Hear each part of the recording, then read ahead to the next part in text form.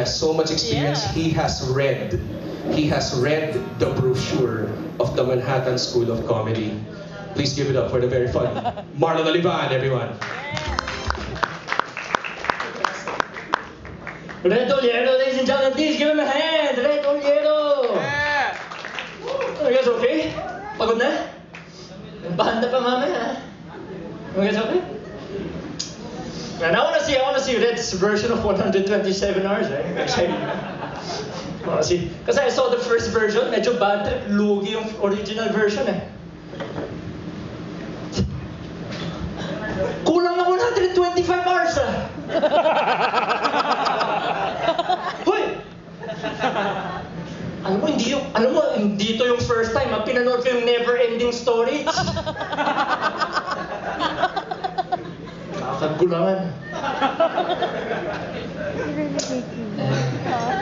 You probably heard Ping Lakson's back, right? Yeah. First statement, sabi niya, you know what, I was ready to go into hiding indefinitely if the charges were not dropped.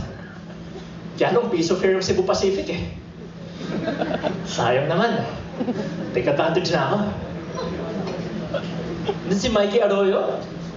Can you believe that the BIR is going after Mikey Arroyo? He shouldn't have to pay those taxes. What, you think he should pay those taxes? No. Taxes. Bakit? Kaya ba naging taxable yung nakaw? Diba yung mga, wala naman hold-upper. April 14 na. Last week, nakasnatch ako ng 2 iPhone. 40,000, tapos 30% nun. Dami kong utang sa withholding. Tax exempt. And that's why I voted for Noynoy Aquino, diba? Because I want change. And he is the only candidate that I could relate to. Yeah. Kasi my parents found me a job also. And my sister has marital problems. The joke lang, she has an STD. So I can relate. In Japan, tinamaan na naman ng earthquake ah. Yeah. Yeah. But I would like to announce that I am the first victim of the radiation from Japan. Yes, I said from Japan. You heard it right. There's no confusion. I am the first victim. I am now a superhero. I am inaudible man. Now you hear me. Pero bagong superpower pa lang siya. So di...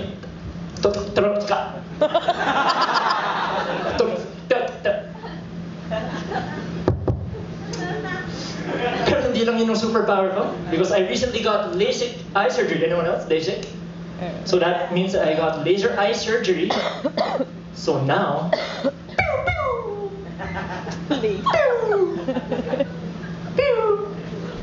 Laser eyes. Pew! Alam mo, kasalamat yun, hindi ko tinutuo eh.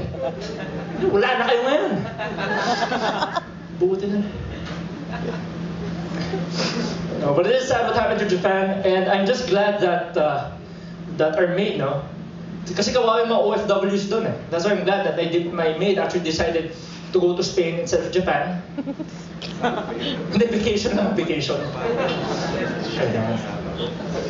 Pero marami nang nag-OFW because it's so hard here. Everybody, well, I've heard a lot of people are losing their jobs. Better now, but especially during the crisis. No?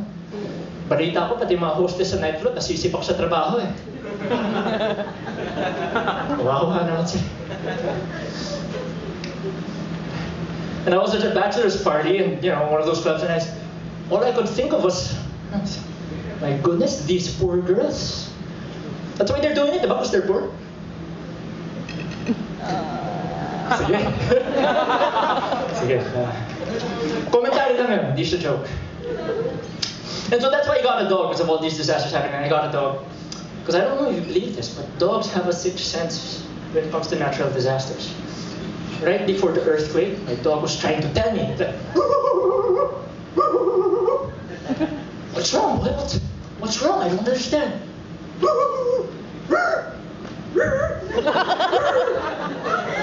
In one word, Tagalog sounds like Hirap ng game na to. Tao ba to? The dog, by the way, is a dachshund. One of those long dogs, short legs, so lumpy. Alam, walking him around the village, problema lang pag may hump. Kasi kailangan pa diagonal. Sumasayad yung asa. I'm walking my dog, I have to walk with my kuya. Kuya, silipin mo nga. Pwede ka. Bante, ops. Sayad na. I'm not one of those people who spoil their, because you see a lot of people spoil their dogs, you know. You see them, they're carrying their dog in the handbag, social people, it's in a baby stroller. Regular people, they just have it on a leash. If you're not so well off, you can see their dog, it's on a sizzling plate. Pero nagugulat pa rin ng officer, Marlon, anong pinapakain mo sa aso mo? Ba, dog food? Sobra ka naman, Marlon, aso. Kahit tira-tira, kakainin yun eh. Tira-tira, I'm gonna feed my dog tira-tira. Can you believe that? What am I gonna feed Manang?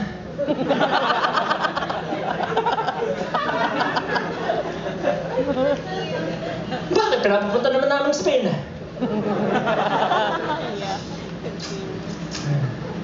Speaking of dachshund, I was watching this World War II documentary, and it was on Nazis, right?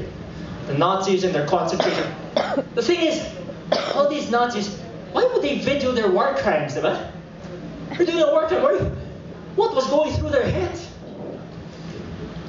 Klaus, you will prepare the gas chamber. Friedrich, you will bring the Jews. Dave, what kind of German name is Dave?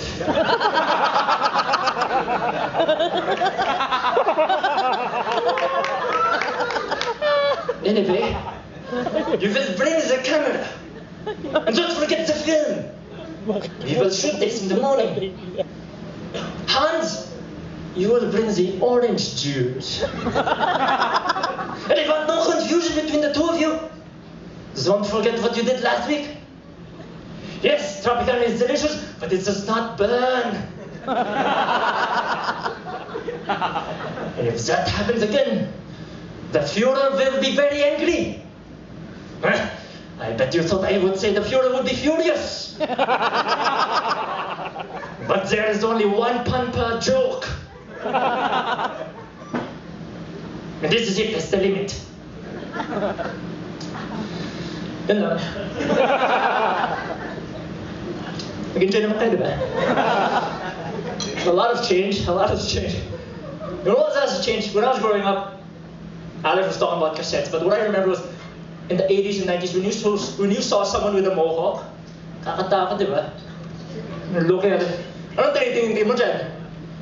Eh, kung saksakan kita, tumawag ka ng pulis, saksakan ko rin yun sa mukha niya eh. Diba? You see someone with a mohawk na, anong tinitingin mo dyan? Oh, fine arts graduate ako eh, ano? Baka isulat ko sa blog ko, ah. Sandali lang. Oh, DSL siya.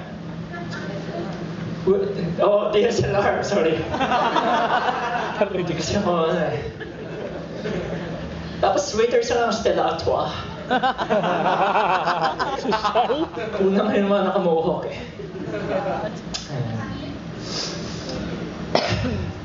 Sandali lang at tatanda lang next joke ko. Medyo mahaba eh. Honesty on stage. Hirap.